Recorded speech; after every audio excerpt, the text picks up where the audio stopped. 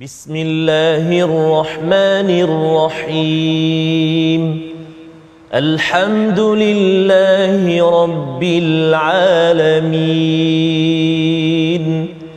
الرحمن الرحيم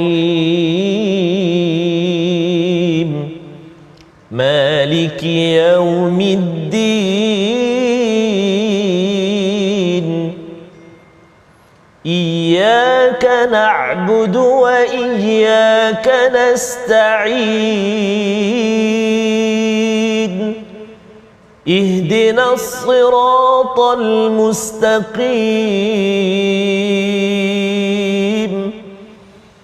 صراط الذين أنعمت عليهم غير المغضوب عليهم ولا الضالين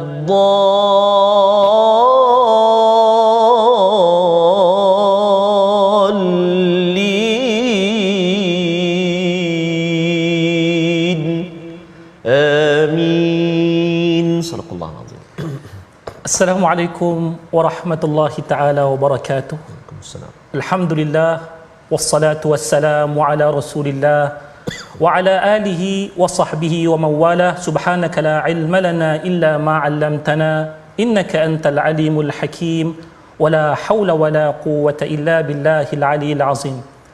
Alhamdulillah, kita bersyukur kepada Allah Subhanahu wa taala yang sekali lagi memberikan peluang untuk kita bersama-sama dalam pelayaran kita dengan ayat-ayat Allah Subhanahu wa taala, dalam usaha kita untuk memahamkan diri kita tentang maksud-maksud yang terkandung di balik setiap ayat-ayat yang telah diturunkan kepada kita ini, di samping menjadikan ia daripada kefahaman tersebut insya-Allah bekalan untuk kita menjalani kehidupan yang bahagia di dunia dan bahagia di akhirat insya-Allah.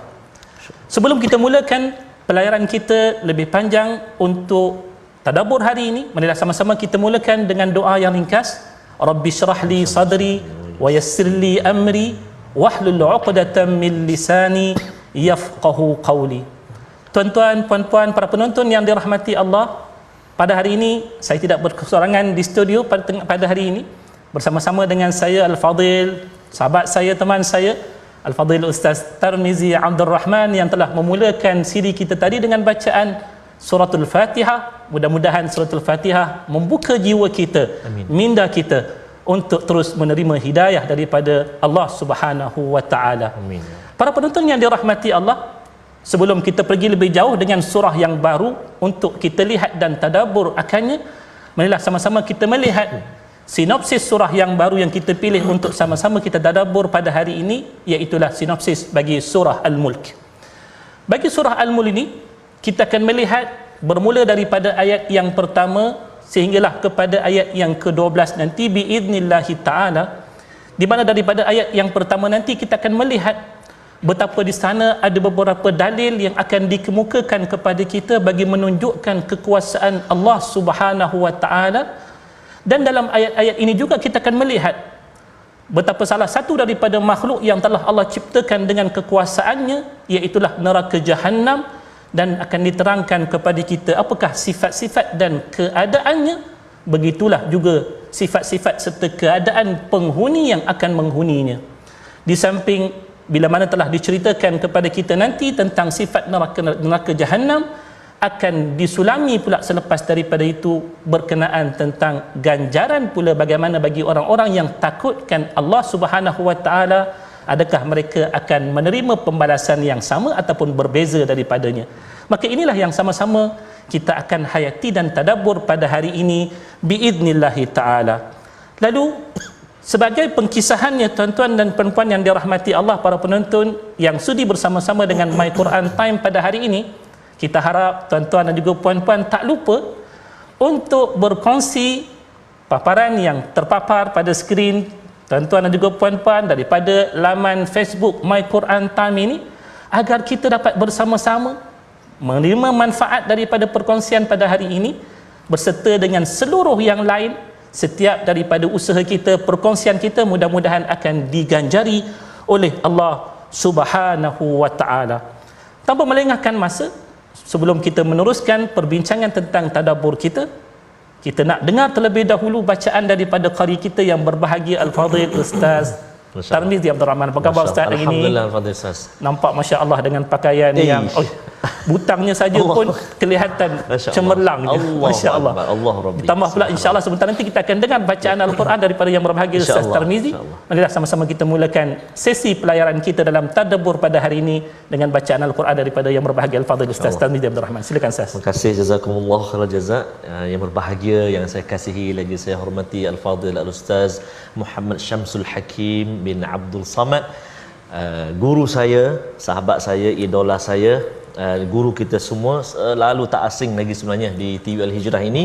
Hari ini bersama dengan kita untuk berkongsi ilmu dengan kita, membawa kita menelusuri surah Al-Mulk pada hari ini.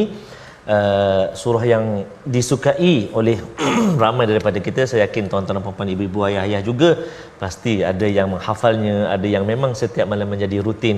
Apa kelebihan ataupun apakah kehebatannya, kemuliaannya, kehebatan nanti akan dikongsikan Al-Fadhil Ustaz Syam sekejap lagi. Kita nak baca terlebih dahulu, ibu-ibu ayah sekalian, semoga-moga terus bersemangat, terus ceria, terus sihat, dikurniakan kesihatan Allah Subhanahu Wa Taala. Kita nak mulakan bacaan kita dari surah Al-Mulk, muka surat 562, juzuk yang ke-29, permulaan juzuk yang ke-29. Nak habis dah Ustaz. Rasa sekejap saja Ustaz. Akbar, subhanallah. Jadi dalam perjalanan 30 juzuk Al-Quran ini, alhamdulillah dapat juga bersama skripnya bersama dengan Al-Fadhil Ustaz Syam. Bukan takat dengan kita tapi dengan penonton My Quran Time sekali, insya-Allah. Jadi kita baca dulu tuan-tuan dan puan-puan. Saya kira kita nak baca dari ayat berapa Ustaz? Kalau boleh Daripada kita baca ayat yang pertama sehingga ayat yang kelima, mungkin kelima insya-Allah. Baik. Ibu ayah sekalian yang dikasihi Allah, mari kita mulakan bacaan kita dengan bacaan kita cuba murattal bayati insya-Allah. Ayat yang pertama sehingga ayat yang kelima. Kita tukar menahwan insya-Allah. A'udzu billahi minasy syaithanir rajim. Bismillahirrahmanirrahim.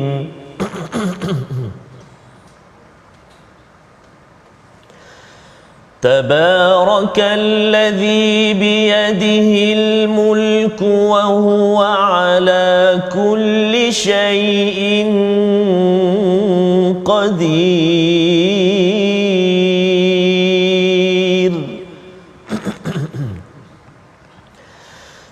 الذي خلق الموت والحياة ليبلوكم أيكم أحسن عملا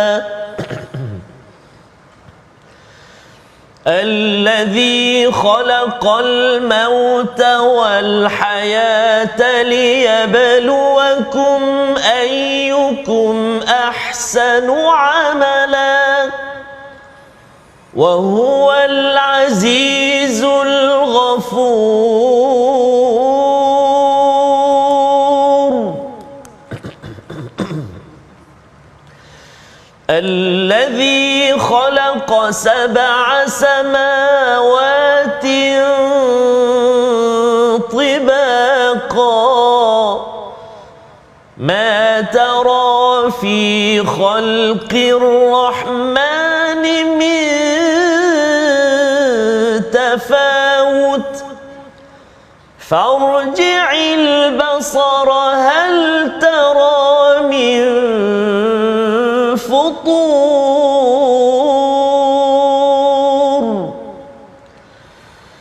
ثم ارجع البصر كرتين ينقلب إليك البصر خاسئا وهو حسير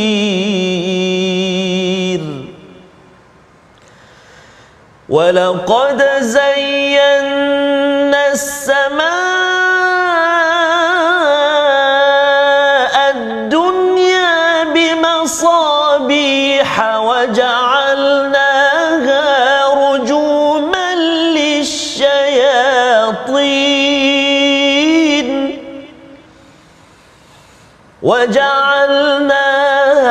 رجوما للشياطين وأعتدنا لهم عذاب السعير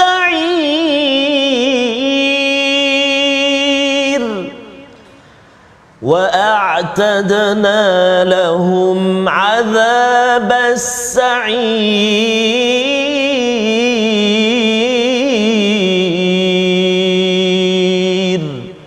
صدق الله العظيم. Sadaqallahul azim. Benarlah firman daripada Allah Subhanahu wa taala. Jazakumullah khairan jazak kepada yang berbahagia Fadil Ustaz Tarmizi Abdul Rahman. Tuan-tuan, Ustaz Tarmizi Abdul Rahman ni sahabat saya semenjak daripada peringkat diploma. Masya-Allah. Suara beliau tu masya-Allah, kurniaan Allah Subhanahu wa taala yang tak berubah sampai kepada hari ini. Masya-Allah, mudah-mudahan Allah menggunakan keberkatan kepada kita semua daripada bacaan Al-Quran yang telah dialunkan oleh yang berbahagia Al-Fadhil Ustaz Tarmizi Abdul Rahman sebentar tadi. Tuan-tuan dan juga puan-puan yang dirahmati Allah, kita berada pada muka surat 562. Surah yang pertama daripada juzuk yang ke-29. Satu surah yang saya yakin kebanyakan daripada kita terbiasa dengannya kerana ianya merupakan salah satu daripada surah yang biasa kita amalkan. Ya Ustaz, di mana surah ini kita tahu disunnahkan bagi kita untuk membacanya pada setiap malam. Kebanyakan daripada kita mengenalinya dengan nama surah Al-Mulk. Namun sebenarnya surah ini disebabkan oleh kelebihan yang ia miliki, maka ianya dapat diketahui menerusi banyaknya nama-nama yang lain.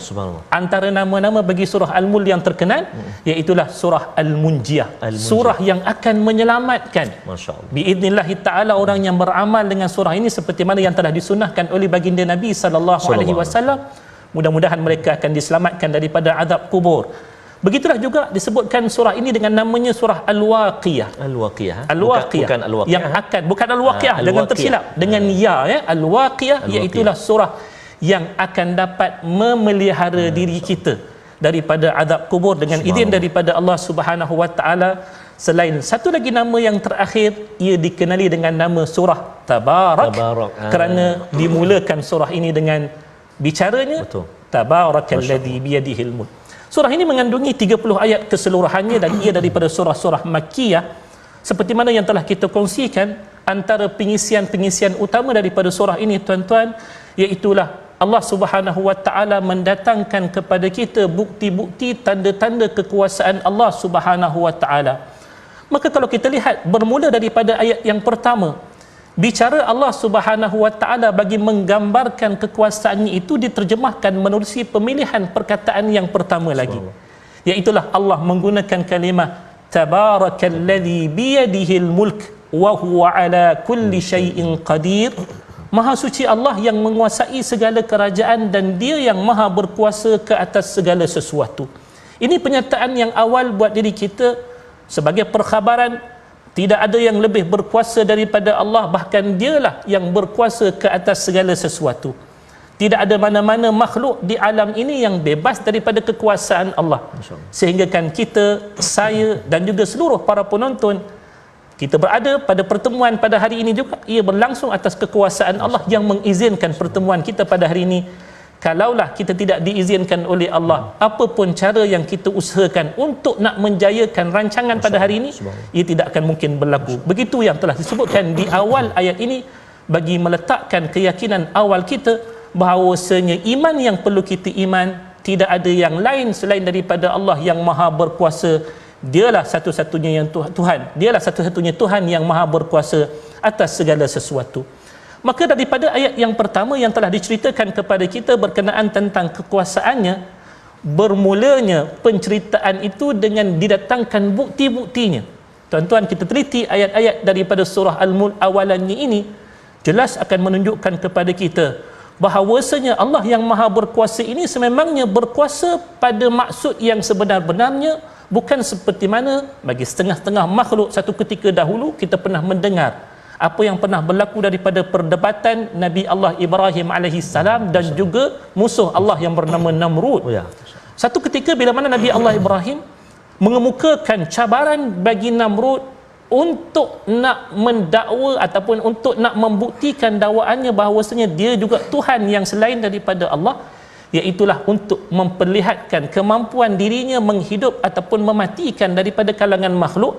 Walaupun pada ketika itu cabaran itu dijawab dengan cara yang didatangkan oleh Namrud, Iaitulah mendatangkan dua insan pada waktu tersebut, satu dipenggal kepalanya, satu dibiarkan hidup. Maka dia menyatakan inilah bukti kehidupan dan kematian yang dilakukan terhadap makhluk di alam ini. Tapi bagi manusia yang mengerti erti kehidupan dan kematian, maka semuanya mengetahui bahawasanya tidak ada yang mampu berupaya untuk mematikan dan menghidup manusia seperti mana yang kita faham konsep kehidupan dan kematian ini, melainkan hanya senya Allah Subhanahu wa taala. Lalu dalam ayat yang kedua kita lihat Allah menyatakan dialah satu-satunya Tuhan yang telah pun menciptakan bagi kita kematian dan kehidupan, di mana tujuan kematian dan kehidupan yang Tuhan ciptakan buat kita semua, setiap daripada alam ini, apa yang dikatakan alam, apa yang selain daripada Allah, sama ada manusia, haiwan, tumbuh-tumbuhan serta seluruh yang berada di alam ini, mereka ada fasa yang disebutkan sebagai fasa permulaannya kematian. Yang dimaksudkan dengan kematian ini, kita bermula daripada tiada. Tak ada daripada kalangan makhluk ia bermula daripada ada. Yang ada bermula ia dengan ada hanyalah Tuhan kita, iaitu Allah Subhanahu wa taala. Sedangkan makhluk, saya, Ustaz Tarmizi dan juga kita semua kita berasal daripada tiada. Kita bermula kehidupan kita setelah daripada Allah menciptakan kita dalam rahim ibu kita, lalu kita dihidupkan di dunia ini. Allah menciptakan bagi kita kehidupan dan juga kematian yang dapat kita lihat tiap-tiap hari. Dan perkara ini tidak ada di kalangan makhluk yang mampu untuk mentiadakan ataupun mengadakan. Contohnya saya kata hari ini saya nak matikan sesiapa. Kita takkan mampu berbuat demikian. Bahkan itu dikira sebagai satu jenayah yang besar, Ustaz, ya. Kita tidak boleh mematikan sesiapa. Maka bila mana Allah menciptakan sesuatu yang namanya kematian dan juga kehidupan ini, setiap daripada ciptaan Allah yang kita maklumi, ia tidak pernah diciptakan sia-sia. Apa tujuan Allah menciptakan kita, kematian dan juga kehidupan? Mungkin ada di kalangan penonton tertanya-tanya, alangkah indahnya hidup tanpa kematian. Tak mati-mati. Dia harap dia tak mati. Adakah itu merupakan satu keindahan bagi kehidupan kita? Tidak. Keindahan kehidupan kita iaitulah kita bermula daripada tiada, kemudian kita diadakan oleh Allah Subhanahu wa taala, dan kemudian akan kembali kepada kematian peringkat yang kedua, disusuli dengan kehidupan yang berikutnya. Kerana kehidupan yang kali kedua itu nanti yang akan diberikan oleh Allah, kehidupan yang berpanjangan yang tiada lagi mati selepas daripada itu. Tetapi Allah sebutkan untuk proses yang pertama, yang namanya kematian yang pertama dan juga kehidupan yang pertama ini, Allah berikan kepada kita tujuannya semasa kita hidup di dunia ini. Kita akan diberikan ujian-ujian oleh Allah, bermula daripada awal kehidupan kita setelah daripada kita mati awal-awalnya tadi. Kita dihidupkan di dunia ini, kata Allah, kita akan dihidangkan dengan 1001 ujian, dan daripada ujian-ujian itulah liyabluwakum ayyukum ahsanu amala. Untuk Allah Subhanahu wa taala menguji kita, siapakah di kalangan kita daripada iktibar yang dia lihat daripada kematian dan kehidupan ini, dia mengambil pengajaran daripadanya untuk mempersiapkan dirinya bagi kehidupan yang satu lagi, yang namanya kehidupan akhirat, bukan kehidupan dunia. Sehinggalah bila mana dia berjaya membuktikan dirinya merupakan orang yang telah berjaya melepasi ujian tersebut. Bagaimanakah kita nak melepasi ujian tersebut, tuan-tuan? Ahsanu amala, kita mesti mendatangkan amal yang paling baik. Bukan takat amal baik sahaja, itu memang dituntut bagi kita. Setiap hari kita kena buat amal-amal saleh. Tetapi bagi orang yang ingin betul-betul berjaya, excellent kata orang, cemerlang, maka dia mesti mendatangkan yang namanya ayyukum ahsanu amala. Siapakah di kalangan kamu yang paling baik amalan dia? Wa huwal azizul ghafur. Allah lah yang maha berkuasa memberikan kematian dan kehidupan itu kepada kita, dan dalam masa yang sama dia sentiasa memberikan ruangan kepada kita untuk kita memohon ampun kepada dia. Keampunan ini penting, supaya daripada keampunan Allah Subhanahu wa taala inilah, bagi salah silap yang mungkin kita lakukan semasa kehidupan ini, Allah akan menjadikan diri kita orang yang terbaik. Kullu ibni Adam khatta'un, kata Nabi SAW, setiap daripada anak Adam ini pasti akan melakukan kesilapan, tetapi nak jadi orang yang terbaik daripada orang yang berbuat silap, wa khairul khatta'in at-tawwabun, orang yang paling baik daripada kalangan orang-orang yang berbuat silap, mereka lah orang yang sentiasa bersedia untuk kembali kepada Allah dengan taubatnya, dengan istighfarnya, kerana Allah itu Maha Pengampun Lalu diterangkan yang berikutnya bukan takat sesuatu yang dapat kita lihat daripada kekuasaan yang hampir dengan diri kita, iaitu kematian dan juga kehidupan, tetapi juga kita dapat melihat kekuasaan Allah itu pada alam yang luas, antaranya pada penciptaan satu makhluk yang sangat-sangat hebat, iaitulah 7 petala langit.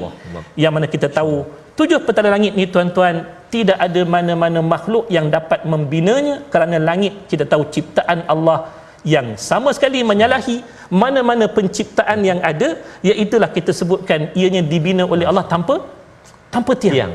Tanpa tiang. Maka pada ketika inilah kita kata Allah bila mana menyebutkan tentang langit, manusia yang menghadapkan pandangannya ke langit akan terus dapat melihat kekuasaan Allah Subhanahu wa taala, di mana makhluk yang namanya langit, antara kehebatan Allah iaitulah seandainya kita berusaha untuk mencari kelemahan-kelemahan pada sisi langit, betul, pokoklah nak cari ada crack ke, ada rekahan ke langit, Allah kata kita takkan menemui sampai bila-bila. Sama ada kita mencarinya sekali, 2 kali ataupun 3 kali, kita takkan dapat menemui sama sekali. Maka 3 ayat yang awal yang dapat kita tadabbur pada hari ini, mudah-mudahan dapat membuka lebih ufuk yang besar untuk kita lebih mendalami ayat-ayat yang berikutnya. Tetapi sebelum kita pergi lebih jauh tuan-tuan, hari ini kita ada kalimah pilihan kita untuk kita kongsikan dengan tuan-tuan daripada surah Al-Mulk. Iaitulah bila mana kita sebutkan dalam ayat firman-Nya, ayat yang keempat, thumma ruj'il basara karrataini yanqalib ilaikal basaru khasi'aw wa huwa hasir. Kalau kita lihat perkataan tersebut, iaitulah yang qalib, terjemahan yang diberikan iaitulah pasti akan kembali. Tetapi kalimah ini tuan-tuan, kalau tuan-tuan perhatikan dalam kamus Arab, tuan-tuan akan mendapati maksudnya itu qalaba, daripada kalimah qalaba, iaitulah berbalik, memalingkan dan kembali, dan ia telah disebutkan oleh Allah dalam Al-Quran sebanyak 168 kali dalam Al-Quran. Lalu bila mana Allah menyebutkan di sini kepada kita, ianya sebagai satu cabaran buat manusia yang masih lagi enggan untuk menerima kekuasaan Allah Subhanahu wa taala. Kalaupun mereka masih lagi enggan, Allah kata perhatikanlah berapa kali pun perhatian yang kamu hendak berikan kepada langit yang hebat daripada ciptaan Allah Subhanahu wa taala, kamu pasti tidak akan dapat menemui barang satu pun daripada kelemahan-kelemahan yang terdapat padanya, kekurangan-kekurangan padanya berbeza daripada ciptaan manusia. Inilah yang perlu kita imani sentiasa, dan mudah-mudahan ianya menambahkan keimanan kita. Biidznillah taala, kita berehat seketika. Mudah-mudahan kita akan kembali selepas daripada ini. Jangan ke mana-mana. InsyaAllah.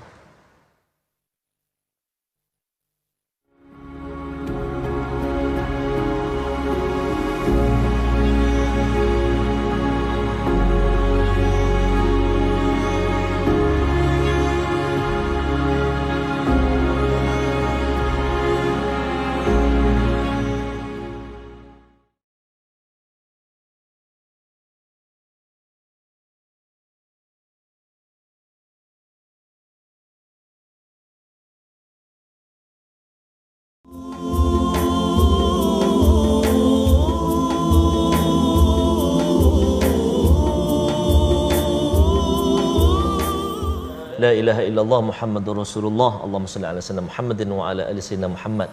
Dapatkan yang original ya. Yang tadi tu kopi ori je. Jadi itu antara Syam ya. Antara lirik nasyid kebesaran Allah oleh abang-abang Rabbani kita. Yang mana tadi Ustaz telah kongsikan dengan kita, diciptakan kita ni daripada tak ada kepada ada, kemudian tak ada pula nanti dan ada pula nanti. Betul.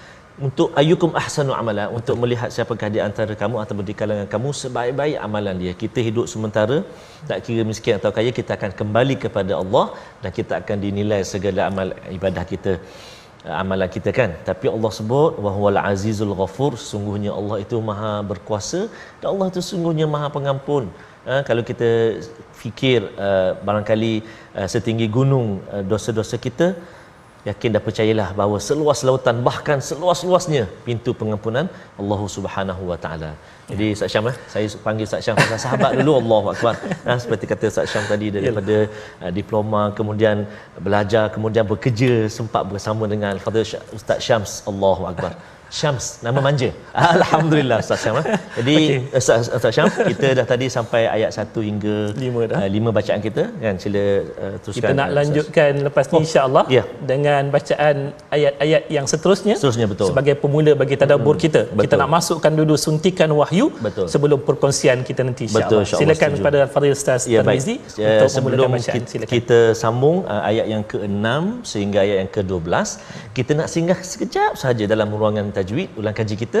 Ada satu huruf yang perlu kita beri perhatian, iaitu menyempurnakan bunyi huruf dha ketika waqaf. Dalam ayat yang keberapa? Ayat yang ke-8 kita nak baca sekejap lagi. A'udzubillahi minasyaitonirrajim. Takadu tamayyazu minal ghayr kullama ulqiya fiha fawjun sa'alahum khazanatuha alam ya'tikum nadhir. Sadaqallahul azim. Kalimah fokus kita iaitu pada minal ghaidh. Kan huruf dha dekat situ seperti mana yang kita telah belajar kan, huruf dha hujung lidah kita keluar sedikit kena ataupun sentuh pada gigi kacip atas kan. Ada 3 huruf tha, dha, wa. Kan? Wa. Jadi kena dulu yang tu okey, hujung lidah keluar sikit kena gigi kacip atas. Tapi dia ada sifat dia pula. Sifat dia antaranya isti'la ataupun tebal, tebal sifat dia. Jadi bila kita sebut hati nak sebut akhir waqaf tu kena hati-hati. Kadang-kadang kalau kita nak latih kita boleh cuba minal ghaidhi, minal ghaidhi, minal ghaidhi. Kali keempat tu kita tahan baris dia. Minal ghaidh. Allah tu. Kalau kita tak tebalkan dia jadi tipis, ghaidh, jadi zal ataupun zai. Jadi kena hati-hati. Za ada sifat dia tebal, isti'la kan. Kena hati-hati. Moga-moga tak tertukar bacaan kita insya-Allah. Selamat mencuba dan selamat bertalaki dengan guru-guru al-Quran kita semua. Boleh ibu-ibu ayah-ayah ya? Angguk tu insya-Allah. Insya-Allah, terima kasih. Wallah, silakan. Bacaan ya. Okey, kita pilih untuk baca terlebih dahulu. Masukkan wahyu dalam diri kita. Jadi kita nak teruskan bacaan kita. Ibu-ibu ayah-ayah sekalian, ayat yang ke-6 sehinggalah ayat yang ke-12. Tadi kita dah baca nahwan. Sekarang yang kedua ni kita cuba baca dengan murattal Hijaz. Jom ibu-ibu ayah sekalian. A'udzubillahi minasyaitonirrajim. وَلِلَّذِينَ كَفَرُوا بِرَبِّهِمْ عَذَابُ جَهَنَّمَ وَبِئْسَ الْمَصِيرُ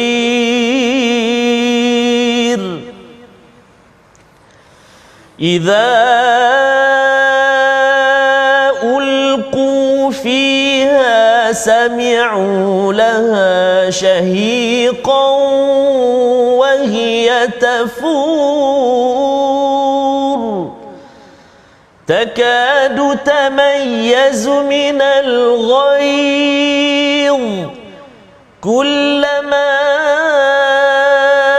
ألقي فيها فوج سألهم خزنتها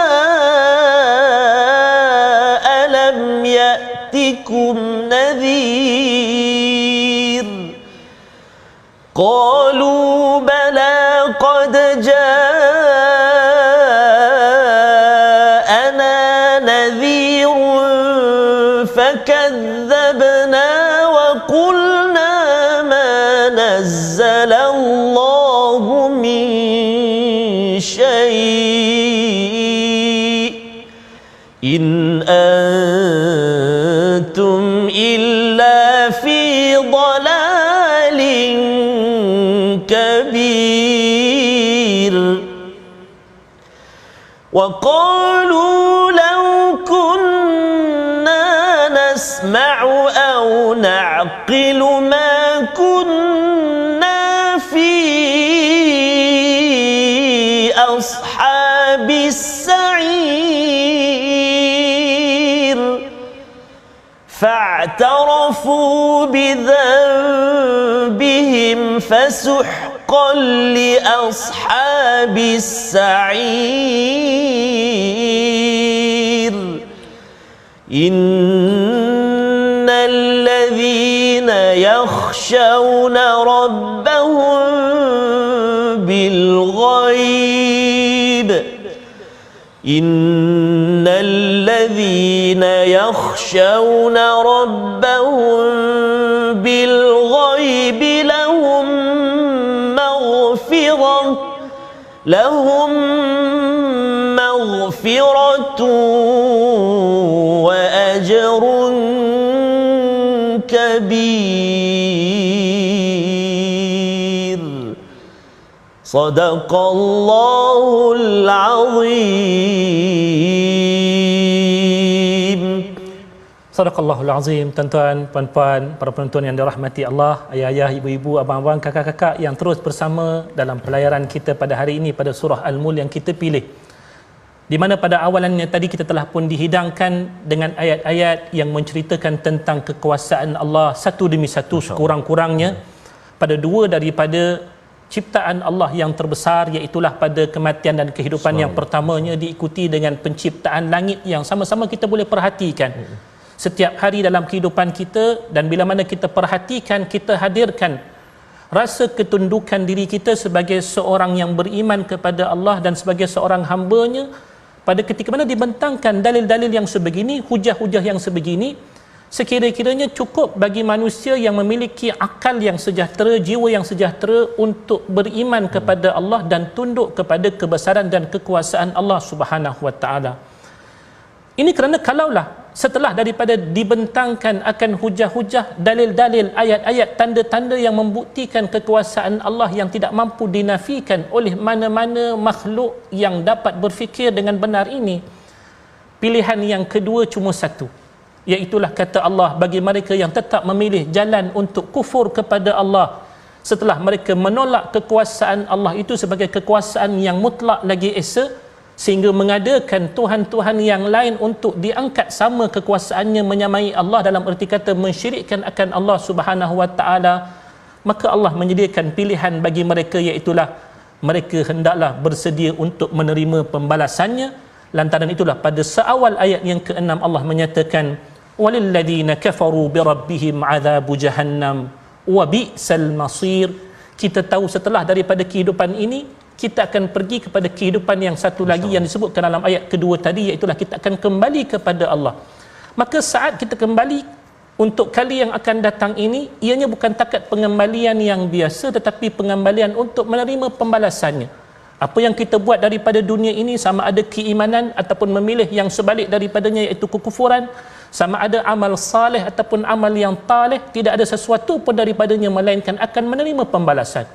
Maka bagi kekufuran yang dipilih oleh sebahagian daripada manusia ini, mereka Allah telah menjanjikan seawalnya azab daripada api nerakanya yang sangat dahsyat, api neraka yang paling bawah daripada tingkat-tingkat neraka yang banyak, iaitulah yang disebutkan sebagai neraka Jahannam. Lalu bila mana disebutkan neraka Jahannam ini, Allah menyatakan wa bi'sal masir, seburuk-buruk pengembalian manusia ke tempat tersebut. Kita bila mana kita nak pulang ke kampung halaman, kita pasti memilih kampung halaman yang menyenangkan hati kita, yang tidak menggusarkan hati kita. Kita baru saja menyambut perayaan Aidil Adha, dapat balik kampung, semua dapat gembira dengan ketibaan anak dan juga sanak saudara di kawasan kampung halaman dan bergembira dengan keberadaan kita di sana. Tak ada siapa-siapa yang bila mana memilih untuk pulang ke kampung, maka mereka akan memilih tempat-tempat yang akan menggusarkan hati mereka. Tetapi bagaimana manusia yang memilih jalan-jalan kekufuran, mereka itu memilih untuk kembali ke tempat terburuk yang disebutkan sebagai neraka Jahannam. Seburuk manakah neraka Jahannam ini yang telah pun Allah khabarkan kepada kita? Allah menyatakan bila mana manusia dicampakkan ke dalam neraka tersebut, idza ulqu fiha sami'u laha syahiqan wa hiya tafur, bila mana dilemparkan sahaja mereka-mereka yang telah pun mengkufuri Allah Subhanahu wa taala ini, pada ketika itu mereka akan mendengar betapa ngerinya ngauman api neraka Allah Subhanahu wa taala dalam keadaan mahraknya api menyala. Kalau di dunia ini kita mendengar satu bakaran yang besar, katalah kita lihat rumah yang terbakar, bunyi ngauman api itu. Walaupun kita katakan ngauman ni biasanya orang kata harimau ataupun singa. Tetapi kalau bagi satu api yang besar, tak kala mana dia mengeluarkan suaranya di dunia ini, itu pun sudah menimbulkan kegurunan kepada kita. Bagaimanakah api neraka yang telah disebutkan dalam hadisnya, berkali ganda daripada api dunia hendak kita hadap seandainya kita memilih jalan kekufuran tersebut. Bukan takat suara ngauman api neraka tersebut digambarkan oleh Allah dalam ayat ini. Allah kata bila mana manusia itu dicampakkan dalam api neraka ini, daripada suara ngauman yang didengari begitu dahsyat, keadaannya seolah-olah hampir pecah neraka tersebut, sedangkan neraka ini merupakan ciptaan Allah yang kukuh. Tetapi bila mana disampakkan manusia-manusia ke dalamnya berserta dengan sembahan-sembahan mereka, antaranya yang akan menjadi bakaran manusia itu nanti adalah manusia dan juga batu-batuan. Suara yang keluar daripada campakan manusia itu nanti akan menghasilkan suara yang seolah-olah kedengaran seolah-olah hampir pecah neraka tersebut, wal'iyadu billah. Dan bila mana dicampakkan dalam neraka ini, seperti mana yang pernah kita kisahkan dalam perkongsian-perkongsian yang lalu, neraka bukan sahaja memberikan seksaan yang berbentuk fizikal, tetapi neraka juga memberikan seksaan dalam bentuk dalaman, spiritual. Bagaimanakah bentuk seksaan spiritual? Setiap kali dicampakkan manusia ke dalam neraka akan ditanyakan kepada mereka, tidakkah datang kepada kamu pemberi ingatan? Apa tujuan soalan yang ditanyakan? Adakah tidak diketahui manusia telah pun diutuskan kepada mereka rasul-rasul dan juga para nabi untuk memberikan mereka peringatan? Of course kita sudah diutuskan dengan nabi-nabi dan juga rasul-rasul yang memberikan peringatan kepada kita. Tetapi tuan-tuan, kita tahu manusia yang tidak mengambil peringatan daripadanya, pada ketika itulah mereka pasti akan menyesal semenyesal-nyesalnya. Maksudnya paling menyesallah pada hari tersebut, kerana mereka tidak menerima akan pengutusan Nabi yang telah pun memberikan kepada mereka peringatan berkenaan tentang kekuasaan Allah, berkenaan tentang tanggungjawab yang mereka mesti lunaskan dalam kehidupan ini. Sehinggalah seandainya mereka menolaknya, mereka kena bersedia untuk menerima akibatnya. Dan kalau kita melihat bila mana ditanyakan soalan tersebut, hari di dunia ini seandainya ditanyakan soalan-soalan tertentu, manusia mungkin boleh berdalih dengan 1001 jawapan dalih ataupun alasan yang disebutkan sebagai alasan escapism, menyelamatkan diri. Dengan lidah yang disebutkan oleh orang kita, lidah tak bertulang ni kan, nak menipu, nak mengelak dan sebagainya ni, mungkin manusia yang pandai bersilat dengan lidah, dia tahu bagaimana untuk menguruskan manusia yang lain di dunia. Tetapi di akhirat kita tahu manusia tidak akan ada peluang barang sedikit pun untuk menipu, kerana setiap daripada anggota yang Allah bangkitkan kembali untuk kehidupan dunia selepas daripada dunia ini, itulah kehidupan akhirat nanti, Allah Subhanahu Wa Taala akan buatkan mereka akan diberikan penyaksian menerusi anggota tubuh mereka sendiri. Lidahnya akan menjadi saksi terhadap dirinya sendiri, tangannya akan menjadi saksi terhadap dirinya sendiri, seluruh anggota tubuhnya akan menjadi saksi buat dirinya sendiri. Pada waktu itu mereka tidak punya pilihan lain melainkan akan berkata benar. Maka dalam ayat yang kita lihat, ayat yang ke-9, qalu bala qad ja'ana nadhirun fakadzabna wa qulna ma nazzalallahu min syai' in antum illa fi dhalalin kabir. Mereka terpaksa mengakui bahawasanya mereka pernah menyaksikan kehadiran Rasul dan risalah yang telah dibawakan bersama-sama dengannya untuk dijadikan panduan bagaimana untuk hidup selamat, bagaimana untuk beramal dengan amal yang terbaik, bagaimana untuk mengelakkan daripada dicampakkan ke dalam neraka Jahannam. Tetapi apa yang mereka buat? Mereka menolak akan kebenaran tersebut. Lalu pada ketika itulah bagaimana digambarkan penyesalan yang tidak berbelah bahagi oleh orang-orang kafir ini. Allah menyatakan dalam ayat yang ke-10, mereka menandakan penyesalan tersebut dengan ungkapan ini, wa qalu law kunna nasma'u aw na'qilu ma kunna fi ashabis sa'ir. Hari ini alhamdulillah para penonton yang dirahmati Allah, kita dihidangkan dengan hidangan bacaan ayat-ayat suci Al-Quran seperti mana yang telah dibacakan oleh Al-Fadhil Ustaz Tarmizi Abdul Rahman sebentar tadi.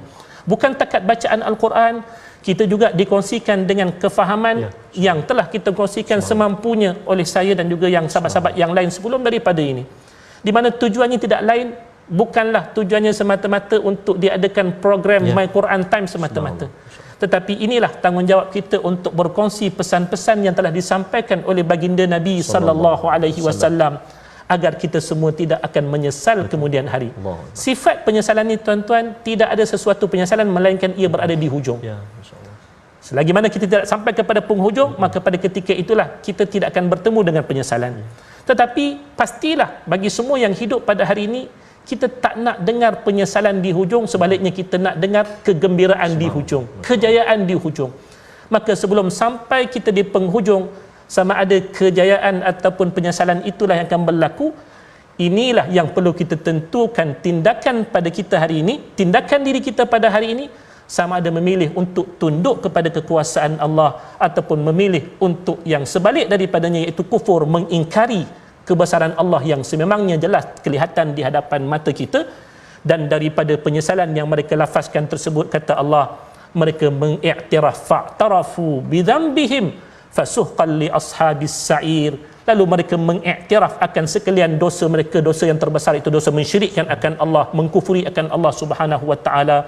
Lalu pada saat tersebut penyesalan tidak lagi berguna, mereka itu berada fasuhqan li ashabis sa'ir.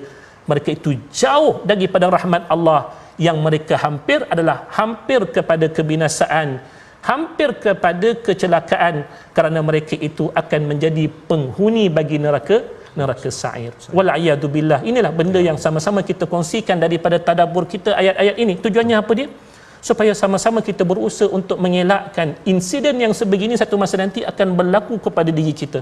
Kita harapkan daripada pengajaran ayat-ayat yang telah kita kongsikan berkenaan tentang kekuasaan Allah, apa tindakan kita setelah kita mendengar kekuasaan tersebut? Adakah menjadikan kita lebih sombong? Wal'iyadu billah.